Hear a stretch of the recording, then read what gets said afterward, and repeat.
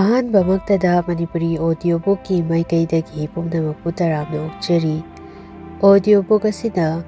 Class 12 ki Manipuri textbook ta yauba SriBiren na iba saireng Yonggi Jagoi hairiba saireng asi laukhatjari. Saireng asida kabina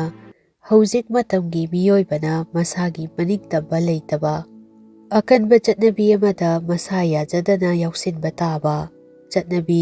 system asidagi nanthokpa ngamdaba amasung namduna tuhatpibagi masak adu utli. Symbolic oina mapugi damrugi khonjel matung ina mapugi chai kibadagi miyam mamangda yongna jagoi saba utli. Mapugi chai ubada yengliba miyam amasung kabi masasu jagoi saduna layami gati leitraba phibam ama utli. Hauzik pathokjari saireng Yonggi Jagoi. Damrugi pungkhol yamna kongna yaisilai hauna aisu sensilli angangsingsu ahalsingsu miyamna ikoi silli mayaida jagoi sai furit litpa skirt setpa yongna chongduna damrugi tan chana chaigi mamangda jagoi saba lepa yade chongba lepa yade yong puriba mapuna chai thai chai ubada jagoi sai yongna jagoi saba uraga tolida ko khanduna thawai nungaite yegliba ai yongda phubiganu lawi yegliba mayamna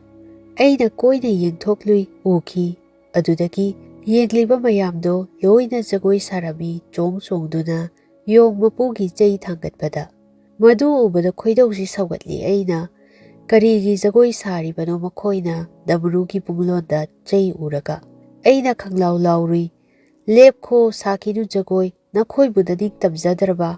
kana sutabide aina lauzaba adum chongi adum sai yegliba mayamdo jagoi aina thawai nungaitana yengtharui isada amuk